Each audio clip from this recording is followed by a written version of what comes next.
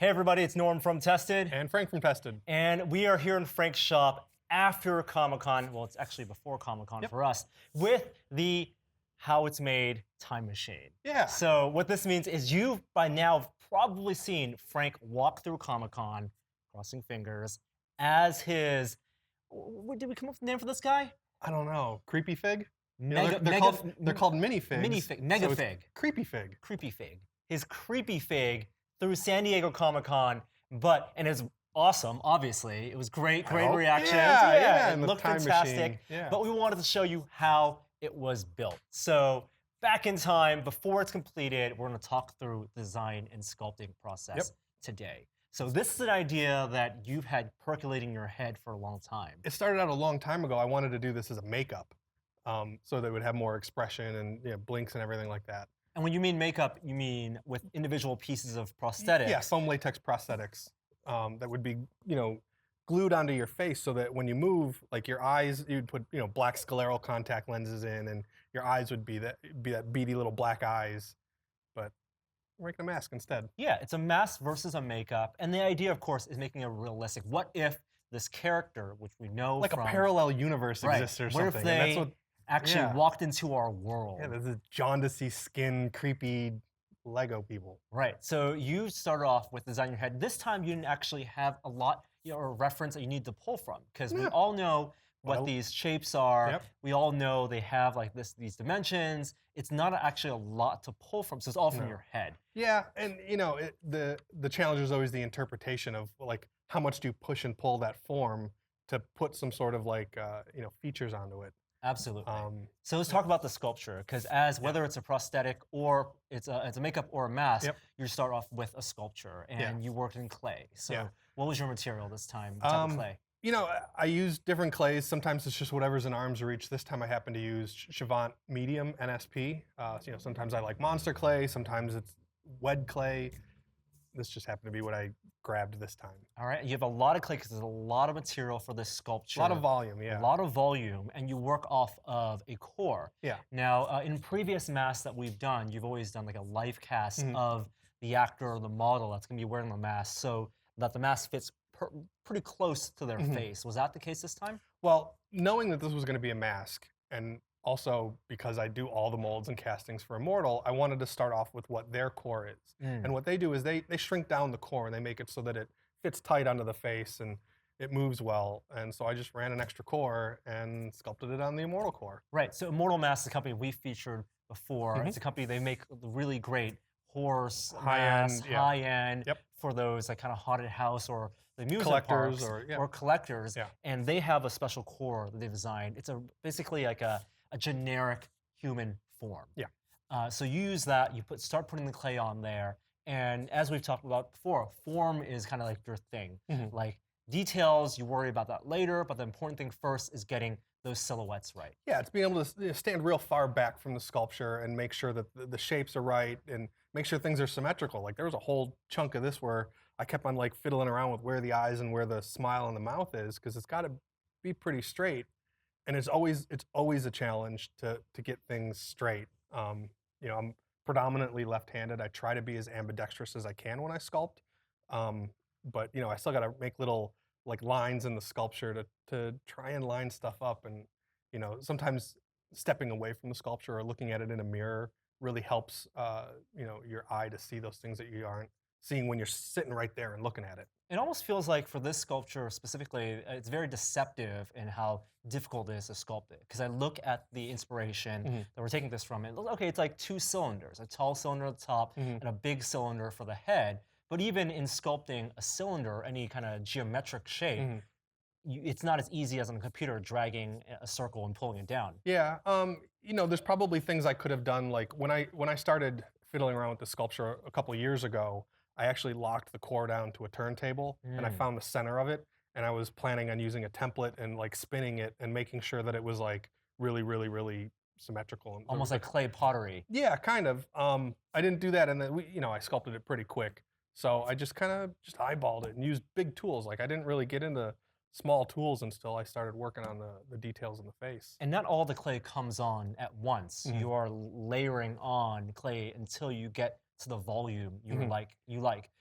Now, when you designed this, you didn't have a schematic or a blueprint for it. You knew it was going to be a mask. Well, we have the Lego blueprint. You can go online and you can see that blueprint that of the inspiration, exactly, right. So you know that the scale for that, but how it would fit on top of your head as a scale or a normal human-sized body. How did you end up knowing what size to make this? Well, you wanna line up the mouth and the eyes, and then you want to pick your kind of size for the eye forms, and that dictates the rest of it. But also the scale of how wide that head is compared to the shoulders of the Lego person. So you want to try and find the happy medium. Like if I went like correctly to scale, his head probably would have been way bigger, and then it would have just been kind of unruly big. Like as it is, this is an enormous piece of silicone that's going to be sitting on my head, or was sitting on my head. So you always have to find that like give and take of how big to go, how small to go, and sometimes there's a lot of fiddling that comes in with that. Yeah, the advantage of it being a mask is you can have a lot of volume, so you can have like a really striking silhouette, but also then you have a lot of weight distribution that you have to take in consideration. I think George from Immortal told me this was like 14 pounds. 14 pounds of silicone? Holy moly. Yeah. All right, so you put on the clay, you worked on it for a while till you had the form, and then you got to the details. Yeah. Now, the goal of this was to imagine as if the surface was skin in that alternate universe. So you wanted to sculpt in wrinkles and other details, and like even the eye form and the mouth form. I gave little hints of human anatomy. I gave a little bit of an eye bag, a little bit of an eyelid kind of indication. I also wanted it to look kind of creepy, like he's kind of like lost in this weird world, or little Lego guys with their smile, or they're kind of creepy. Yeah, the smile. I mean, even though all the minifigs have different painted on smiles, we went with the standard half circle smile. But then I saw you got lips in there as well. You made it as if those are lips. Yeah. I wanted to, like I said, I wanted to add subtle detail that were human, without losing the form of what the minifigure head is. You can go too far. Like if you purse the lips, you add too many indentations in the lips. The other way that this could have gone is I could have sculpted way more anatomy into it and given it more of an indication of like a little button nose and like all kinds of stuff. And maybe one of these days, maybe I will sculpt, a more like human-y version of this thing. But it's always that give and take. Like, do I stay?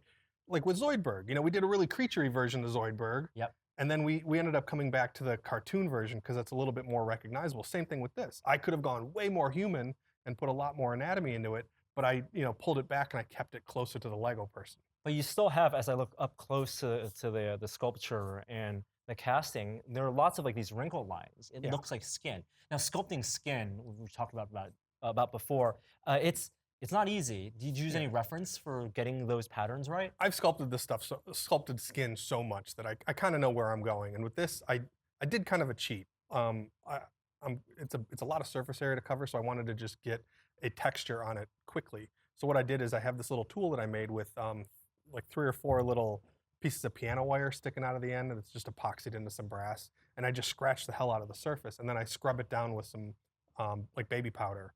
And that kind of gives this like subtle wrinkly texture, and you control the direction that's going, and you just kind of do enough of it, and it'll give a texture. If I was going for a realistic sculpture, like with the Peter Cushing sculpture that I'm working on, different areas of the face have different kinds of texture. You don't have that like the scratchy line texture like on the top of your cheeks or on the end of your nose. It's more like dots, like pores. So texture changes in different areas of the face.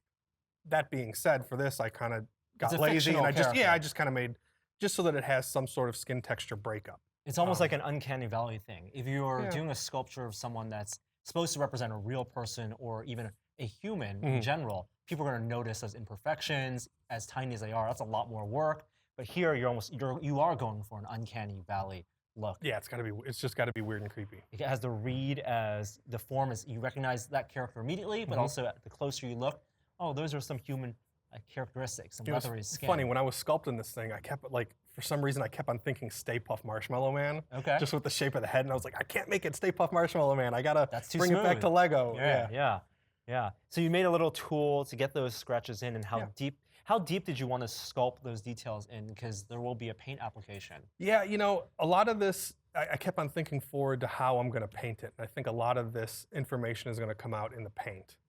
So I didn't feel that I needed to spend uber amounts of time like retooling all these like fine little details. Like I could have spent weeks on this sculpture and like really made it like super finessey, but I don't think that it needs it. Once I paint it and once people are walking by it at the convention, like this is really all it needed to be. And you could go either direction. It's not, there's no right way. No, there is no right or wrong way. I mean, it's always up to your interpretation and your time limit and your budget and all that kind of stuff. So you do what's fun. And I wanted this to be fun. Yeah, I remember as you were sculpting, you were sending me pictures. I was like, oh, what if you added a scar here or dimples there? And like, okay, well, some of that stuff you can do in the paint. You don't need to worry about as I paint this thing, I'm probably going to give it like real subtle freckly kind of things, maybe a couple of moles, like some like real subtle stuff like that. So how much material, clay, did you end up actually using for the sculpture? I used a little over half a case of Chavant, which is a little over 20 pounds. 20 pounds of clay. Yeah. Compared to when you do a makeup or other mask you've done, how does that compare? Well, I don't know how that compares to masks, but for makeups, you always want to keep the prosthetics as thin as possible. You start adding, especially when you're doing like subtle things, and you start adding too much thickness on a prosthetic, and then it might as well be a mask. So for this, I wanted to keep, I wanted to add that mass. And so I wasn't worried about saving clay. And that clay then gets washed away inside the mold. So let's talk a little briefly about the mold that you have, because this is the final mold. Yep. And I can see the forms already. It's a fiberglass mold. Is it basically the same kind of mold that you've made for previous masks? Yeah, this is the exact same process from when we did the Zoidberg project. So if you look at the write-up I did on that, it walks through the whole process of how I do the clay walls and what layers I do with epoxy and what materials I use. It's all pretty much same song and dance all over again. Yeah, you're very, very experienced in making these type of molds. And we will do a full kind of mold making tutorial in the future. Yeah, one of these days. You're working on a book? I'm working on a book, and as soon as I finish writing the words, all the pictures are placed. It's pretty close. And the mold you then sent to Immortal Mask, who did that casting, the silicone casting for you, and you've worked with them a lot for making their molds. What's their process for pouring this in? Their process is the same as when we did Zoidberg, or the same as they explained in their video. We have a pour spout in the back over here, and they tip the mold like this. Pour all the silicone in, let it sit, let it wait, crack it open, seam it. Like, they do these masks day in and day out, so they're able to turn this over really quick. And adding one mold into their workflow wasn't like super intrusive to them, where I would have had to like pull other stuff out and fiddle with things. They just, all right, here we go, and it's done. And you just let them decide like what type of silicone to use. I talked with George, and we, between EcoFlex 0020 and 0030, which one, it's a give and take on those. One's a little firmer, one's a little softer, and at the end of the day, it kind of didn't matter on this. And then I talked about the color that I wanted it. I wanted it a pale jaundicey yellow. Usually when they do their standard like fleshy masks, it's like a pale like tan color. But I wanted a little bit of yellow into it, so I have that undertone to work with. That actually gives it then the skin-like appearance and you can paint on top of that. Yeah, once I layer in all those colors, it'll wipe away a little bit of the translucency, because your skin really isn't too clear. And I always see people, when they're using silicone or gelatin or translucent materials for the first time, they always err on the side of too clear. And your skin really isn't that clear. It's just that top surface. Yeah, the light needs to go it's past just a little the top bit. layer. Yeah, so you don't need to go too crazy on making things translucent. Okay. One last thing, eye forms here. Now these eye forms you have are maybe going to be the temporary ones. Yeah, these are just before I paint it. I'm gonna end up using acrylic domes, and I'm gonna spray like some tint on it so that I'll still be able to see through the eyes, but it'll look like they're kind of glossy black. And your mouth, goes all the way in, so it's breathable. Yeah, it'll be connected to my mouth, and I'll probably put a little bit of like black pantyhose in there so that you don't see my mouth inside of the mask. A little bit of a filter. And then I got the hands too. The hands will be nice and big and creepy. Yeah. So it looks like one big finger here, like fingernail, and then one big thumbnail. Oh my god. Yeah, it's kind of goofy looking. You guys are so lucky in the future, because we've already seen this, and the time machine video doesn't allow. I haven't seen it yet. Yeah, you don't know what it is yet. I have no idea. Well, what's coming up next is going to be the paint application. So thank you, Frank, for explaining and showing us the whole sculpting process for this project. And thank you guys for watching. We'll be back next time with Frank's whole paint application from start to finish, and we'll talk through that in that video. But until then, see you next time.